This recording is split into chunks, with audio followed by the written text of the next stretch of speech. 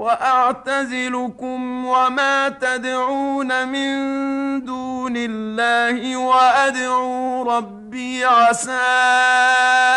ألا أكون بدعاء ربي شقيا فلما اعتزلهم وما يعبدون من دون الله وهبنا له إسحاق ويعقوب وكلا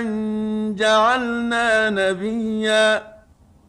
ووهبنا لهم من رحمتنا وجعلنا لهم لسان صدق عليا